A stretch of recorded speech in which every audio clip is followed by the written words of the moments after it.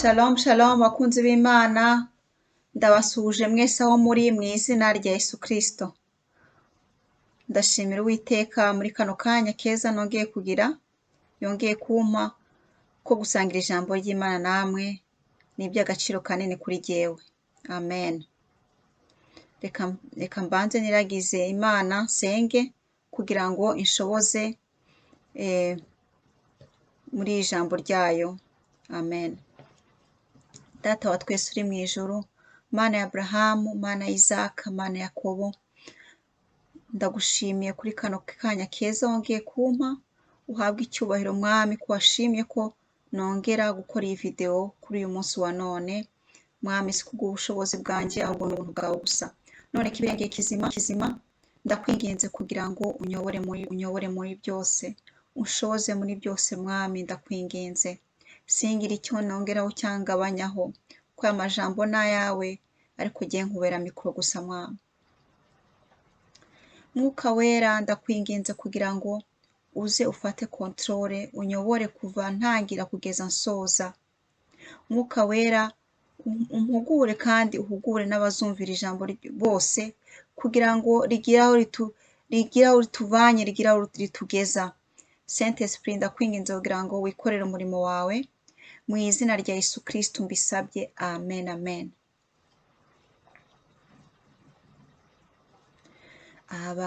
Abamarayika n'ibizima bine bahora bahimbaza Umwami Imana, abakuru nabo n'amakamba yabo bikubita imbere y'Uhoraho baririmba. Mana, ukwiriye icubahiro, ukwiriye ishimwe, ubwiza n'imbaraga. Urera, urera, urera, Mwami Imana. Dore ubwoko bwawe duciye bugufi imbere yawe, dusingiza izina ryawe, dushimira ubuntu bwawe n'imbabazi zawe wagaragaje ku musaraba. Ntaco tuzanye Mwami imbere yawe, uretse imitima yacu iciye bugufi iguhimbaza.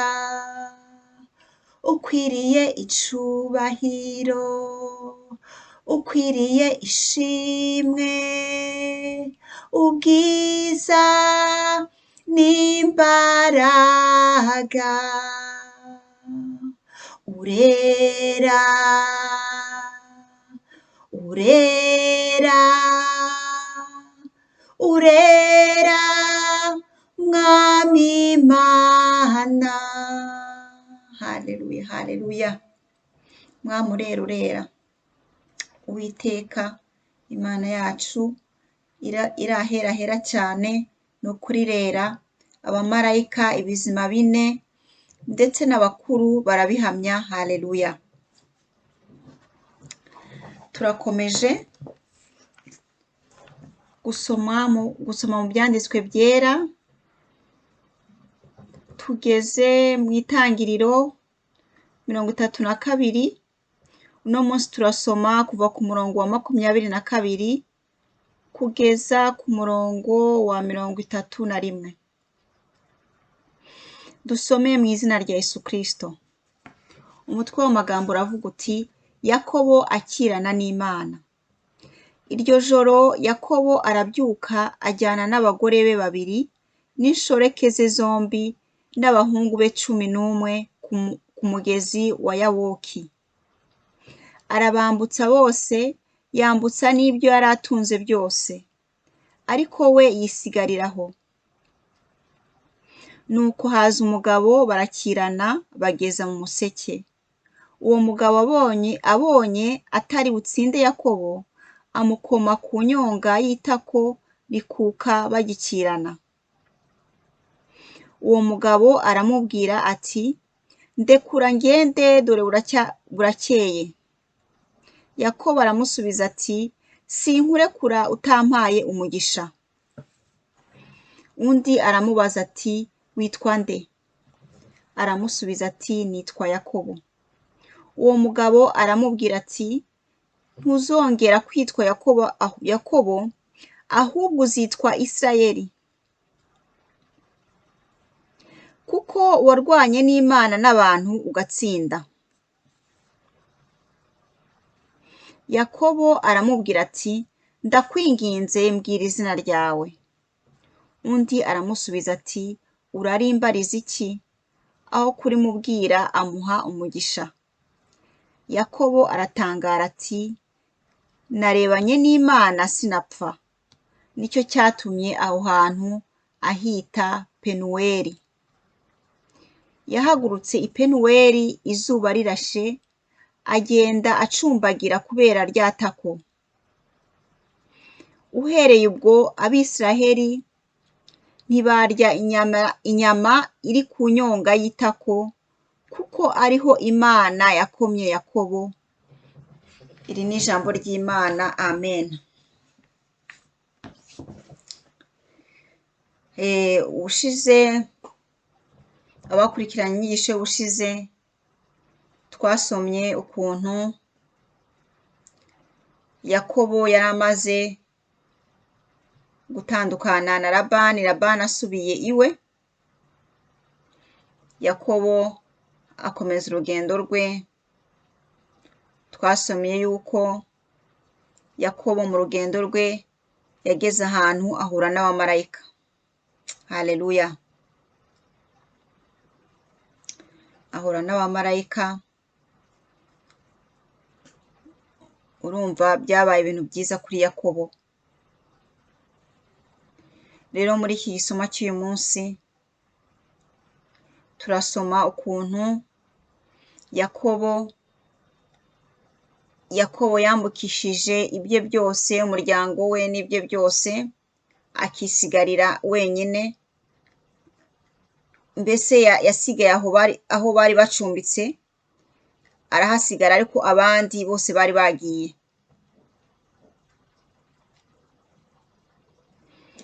Rero twumvise ko haje umugabo agakirana na Yakobo kugeza ku museke, kugeza bukeye. Mbese ku museke, mbese bijya kubaza ikinyarwanda, mbega butaracya neza ariko bugiye gucya.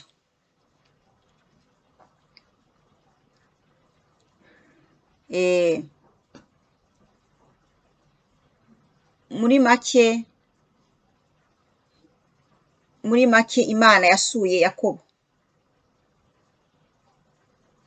Yakobo yari wenyine, Imana iramusura. Yari yibereye wenyine, ariko mushobora kumva impamvu Yakobo yohereje, atajyanye n'umuryango we, akaboherezaho agasigara inyuma. Kandi si ukuvuga ko yari afite gahunda n'umuntu n'umwe cyangwa n'iki, ariko umuntu yakwibaza impamvu Yakobo yasigaye inyuma. Ariko burya muri we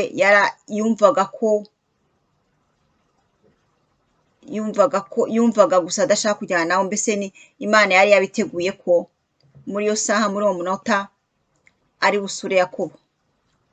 Imana iri busure Yakobo. Murumva abavandimwe, ni ibintu bikomeye. Akenshi Imana ntabwo ikunze gusura abana bayo mu gacerere.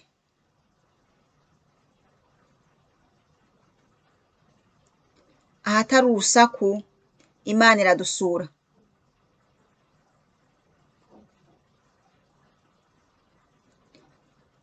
Imana idusura kwinshi, ishobora kudusura twicaye mbega turi mu masengesho, turi mu guhimbaza, uri no mu ijambo ryawe urimo gusoma ijambo ry'Imana, Imana iragusura, ikagusura mbese ku buryo bw'umwihariko, twumva ijwi ry'Imana neza iyo turi mu gacerere, ariko turi mu rusaku na stress za hanze no mu birangaza, ntago Imana ikorera mu kajagari, ntago Imana ikunze kugenderera abana bayo mu kajagari. Niyo mpamvu ari ngombwa cyane ko tugomba kugenera umwanya Imana, mbese umwanya w'agacerere. Ni byiza tugasabana n'abandi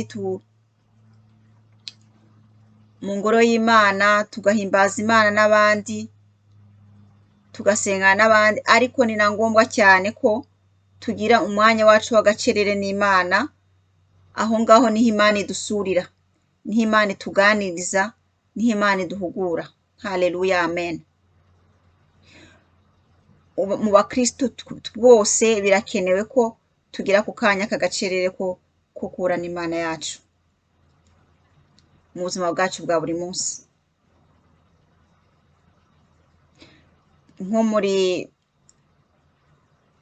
muri mwibuka muri iri tangiriro nyene dusoma ukuntu Imana yasuraga Adamu, yahoraga imusura buri mugoroba. Mbese Imana ikunda kugira ubusabane natwe, irabikunda, kandi niho tubonanira n'Imana mu gacerere. Haleluya, amen.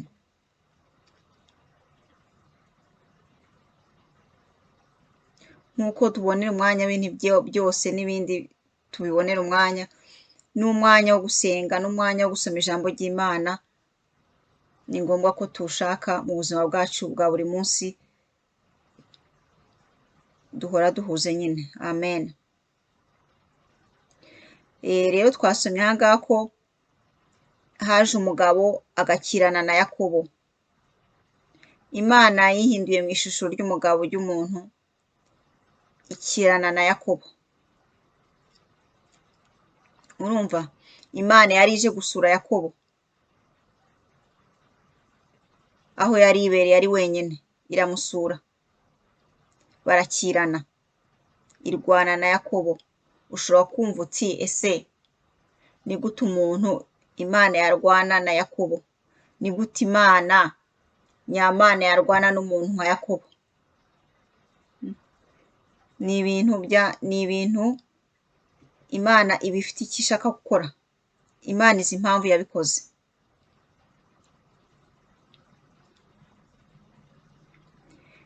Twumva ko mbese Imana, uwo mugabo yarwanye na Yakobo kugeza igihe nyine mbese ikirana na Yakobo, uwo mugabo akirana na Yakobo mpaka bugiye gucya. Rero uwo mugabo abonye ko nyine bugiye gucya, akabona ko Yakobo ntagatsindwa. Yakobo yanze gutsindwa, ntiyatsinzwe kuko yari afite imbaraga zo kurwana n'Imana. Ntiyatsinzwe, mbese Yakobo nyine yari afatiriye uwo mugabo, barwana nawe, bakirana. Mbese Imana irabyitegereza, ibona bugiye gucya, iravuga ati dore bugiye gucya, ndekura nigendere. Murumva? Ariko kuko uwo mugabo yari afite imbaraga nyine ari Imana,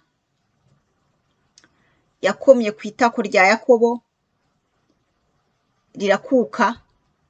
Yakobo abona kurekura Imana ye, uwo mugabo. Ubundi Yakobo nyine mbese Yakobo yari afite imbaraga nyinshi zirwana n'Imana. Mbese icyo kintu gishaka gusobanura iki? Kubona Imana yarifuje gukirana na Yakobo, icyo kintu gisobanuye iki? Ndibuze kugisobanura. Imana irangije ibwira Yakobo ko imuhinduriye izina, kuko ubu yitwa Israheli. Ubu atazongera kwitwa Yakobo ukundi, ahubwo ubu yitwa Israheli, kuko yarwanye n'Imana n'abantu agatsinda. Haleluya! Murumva ibyo bintu? Imana, iyo Mana nyine yakiranaga na Yakobo, yibwira Yakobo ati nkuhinduriye izina, ntabwo ukitwa Yakobo, witwa Israheli, kuko warwanye nanjye ukantsinda, ukaba wararwanye n'abantu nabo ukabatsinda. Niyo mpamvu utakitwa Yakobo. Yakobo ubundi bisobanuye ngo umuriganya, ahubwo witwa Israheli. Haleluya!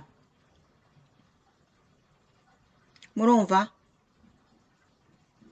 Kubera ko Yakobo yarwanye agatsinda Imana n'abantu, niyo mpamvu Imana yamuhaye irindi zina rishya ryitwa Israheli. Haleluya! Mushobora kubyumva nk'uko Bibiliya bivuga gutyo, ikavuga ngo Imana ikabwira Yakobo ngo mbese ngo Yakobo yatsinze Imana, yarwanye n'Imana aratsinda. Icyo ngicyo gisobanuye iki? Yakobo arwana n'abantu aratsinda. Haleluya! Muri make, mu buryo bugaragara bwo mu mubiri, ntabwo Yakobo yari kurwana n'Imana ngo ayineshe. Ntabwo bishoboka. Ntibishoboka. Yakobo uko yari umugabo umwe, ntabwo yari kurwana n'abantu ngo abaneshe. Ibyo ntabwo ari uko bimeze. None mukavuga ati none se bishaka gusobanura iki? Bishaka gusobanura ko Yakobo yanesheje abantu. Ati Yakobo yarwanye n'abantu arabatsinda, abatsindishiriza, atsinda kubera gukiranuka kwe. Uzi ko gukiranuka, ufite ugukiranuka yabagaho ubuzima bukijijwe, yabagaho ubuzima bwejejwe. Mbese Yakobo yari umukiranutsi, yari umunyakuri, yari umuntu wubaha Imana. Ariyo mpamvu Imana yamubwiye ko yarwanye n'abantu arabatsinda. Haleluya! Haleluya! Icyo nicyo bishatse gusobanura.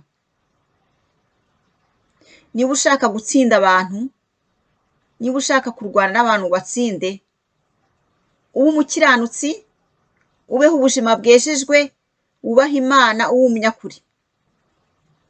Nka kuriya Yakobo yabikoze.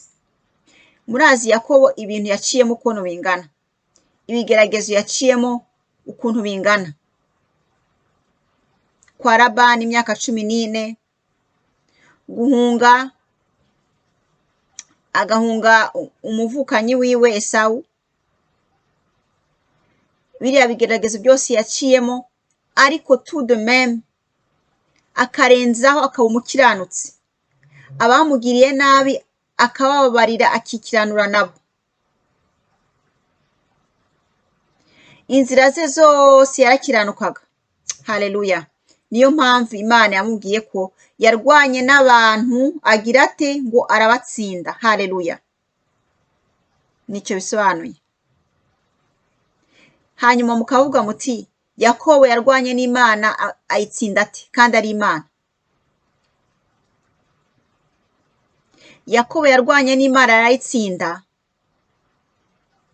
kuko iyo tugendera mu kuri, tukagendera mu gukiranuka, tukabaho ubuzima bwejejwe, tukabana n'abandi amahoro, tuba turwanye n'Imana, tuba tuyitsinze. Haleluya! Icyo nicyo bisobanuye. Mbese ni ibintu ushobora kumva ni ibintu bikomeye kumva, ariko izo nizo mbaraga Yakobo yari afite.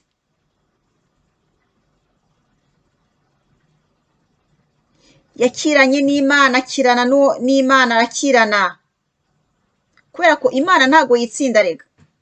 Imana se yakwitsinda ite? Imbaraga zari muri Yakobo Imana irimo gukirana nayo imbaraga zari muri Yakobo nizo mbaraga zari mu Mana. Yakobo n'Imana bari bafite imbaraga zimwe. Ngira ngo murabyumva. Imbaraga zimwe bisobanuye ukuri, gukiranuka, ubuzima bwejejwe no kubana n'abantu amahoro. Imana yarwanye na Yakobo, irwana na Yakobo, ibona nishobora kumunesha, ibona ugukiranuka kuri muri Yakobo no gukiranuka kuri mu Mana byarareshyaga, byari drodro. Niyo mpamvu Imana yabwiye Yakobo uti nguhinduriye izina kubera ko warwanye intambara ugatsinda abantu, ukarwana intambara ugatsinda n'Imana. Niyo mpamvu ubu ugiye kwitwa Israheli. Haleluya. Yesu ashimwe cyane. Nukuri iryo jambo riraryoshe biteye ubwoba. Riraryoshe biteye ubwoba. Iyo twubaha Imana tukagendera mu kuri kwayo, tukabaho ubuzima bwejejwe nka Yakobo, tuba dutsinze abantu n'Imana. Nkuko maze kubisobanura aho ngaho. Imana ntago yirwanya, ntibishoboka. Imana irwanya umwijima. Imana ntago irwanya umucyo, kuko ubwayo ni umucyo. Satani nayo ntago irwanya umwijima, ntago yakwirwanya. Satani irwanya umucyo. Umucyo kandi buri gihe uhora utsinda umwijima. Niyo mpamvu abantu bose bari mu mwijima Yakobo yahuranaga nabo bose yarabatsinda kuko yari yambaye umucyo, yari yambaye ikanzu yera yo gukiranuka. Bose yarwanaga nabo akabatsinda mu buryo bwo mu mwuka. Ageze no ku Mana yaremwe uyo mucyo. Imana irwana na Yakobo. Ndavuga ati mwana wanjye sinshobora kurwanya ngo ngutsinde. Maze Uwiteka amuha izina rishya yitwa Israheli. Haleluya. Haleluya. Natwe nuko bizamera. Natwe nuko bizamera. Uwiteka azaduha izina rishya. Azaduha izina rishya nka kuriya yabikoreye kuri Yakobo.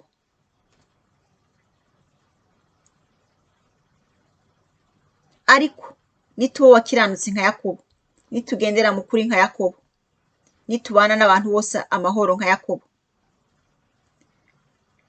ubwa mbere na mbere niturwana n'abantu tukabanesha, tukongera tukarwana n'Imana yacu tukayinesha, izahita igira ate? Izaduha izina rishya. Haleluya. Ikimenyamenya k'ibyo bintu ari ukuri. Ijambo ry'Imana ni ukuri. Tumusomeye mu Byahishuwe 2:17 haravuga gute? Nsome mu izina rya Yesu Kristo. Nuko nshaka gukonfirma iryo jambo maze gusoma. Haranditswe ngo ufite ugutwi niyumve ibyo umwuka abwira amatorero. Unesha ngugize ite? Unesha nzamuha kuri manu yahishwe, muhe n'ibuye ryera ryanditsweho izina rishya. Haleluya. Ritazwi n'umuntu wese keretse urihabwa. Uwiteka ahabwa icyubahiro cyane. Ngo bizamera bite? Uwiteka ngo nitunesha ngo Uwiteka azaduha izina rishya, ndetse azaduha na manu, ngo azaduha ibuye ryera ryanditsweho izina rishya kandi ritazwi n'umuntu wese keretse urihabwa. Haleluya. Murumva? Yakobo we yahawe izina rishya, kandi natwe nidukora effort nituba intwarane tukarwana n'abantu tukabanesha tukarwana n'Imana tukayinesha, ngo Imana izagira ite?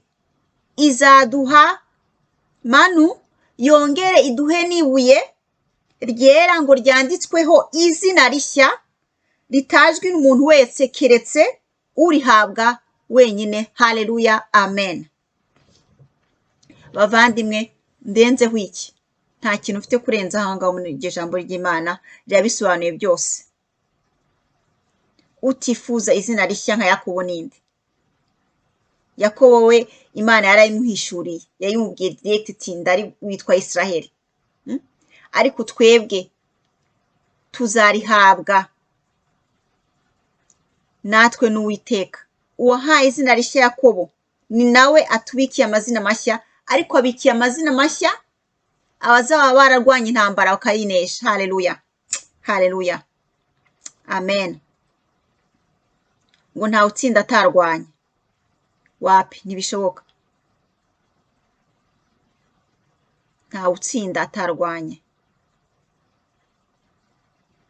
Turakomeza dusoma muri Timoteyo 2 umurongo wa 4 kugeza ku wa 7.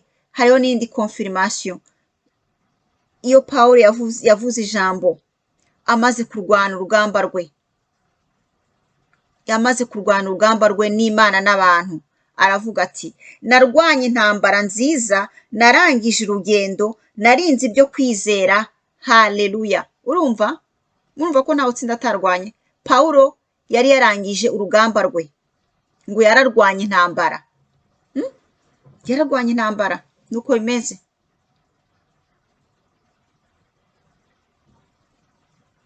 Yarinze ibyo kwizera.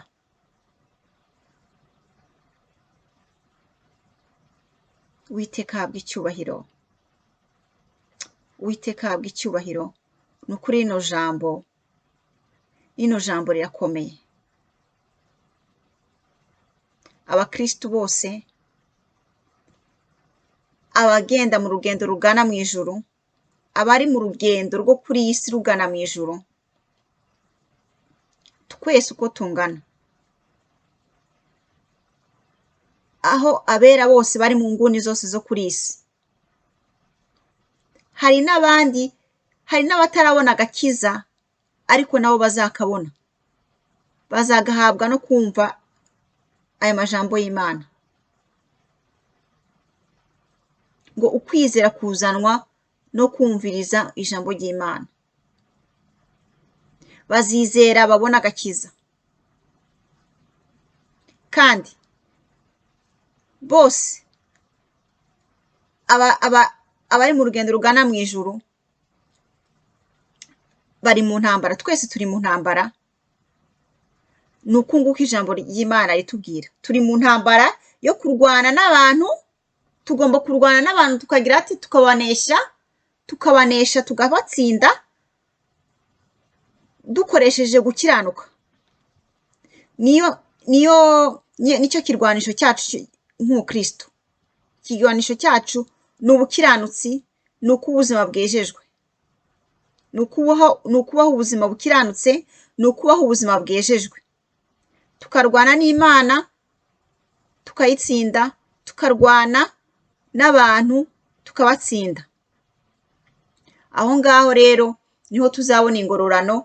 Ino ngororano Imana irimo kutubwira ko izaduha izina rishya nka kuri yarihaye Yakobo. Haleluya. Murumva ibyo bintu bitaryoshye? Ni ibintu biryoshye cyane. Ni ibintu biryoshye biteye amatsiko. Ngo na manu tuzayirya, ngo izaduha na manu. Ntabwo izaduha iryo ibuye ryera ryanditseho izina ryacu rishya. Ntabwo ari cyo gusa, ngo izaduha n'iki na manu. Hari abifuza kumva ko ukuntu imanu iryoshye, ukuntu manu imeze nka kuriya Imana yahaye manu Abisirayeli bari mu butayu. Ariko abarwanye bose iyi ntambara yo kuri iyi si bakayitsinda, bakongera bagahagarara n'imbere y'Imana bakarwana nayo bakayitsinda, abo ngabo bazarya manu Imana izabaha, abo ngabo bazabona ibuye ryera ryanditseho izina ryabo rishya. Haleluya, amen. Ntabwo nshaka kurenza kuri aya majambo. Mwuka wera akomeza abaganize, mugire amatsiko, mugire umwete yo gukorera iryo zina ryanyu rishya. Umukiranutsi wese uzaba wararwana iyo ntambara wese akayitsinda azabona manu, azahabwa manu, kandi azahabwa n'ibuye rishya ryanditseho ibuye ryera bambe ryanditsweho izina rye rishya. Haleluya. Ndabifurije imigisha y'Imana mwese aho muri, ndabifurije kurwana intambara mutsinda, ndabifurije kuzarya kuri manu, ndabifurije kuzabona mwese iryo buye ryera ryanditsweho izina ryanyu rishya, kandi nsaba Imana kugira ngo nanjye izambashishe kurwana urugamba nkarunesha kugeza ku iherezo. Uwiteka abagirire neza, abahezagire, tuzongera dusubire. Uwiteka nabimpaho uruhusha. Shalom shalom.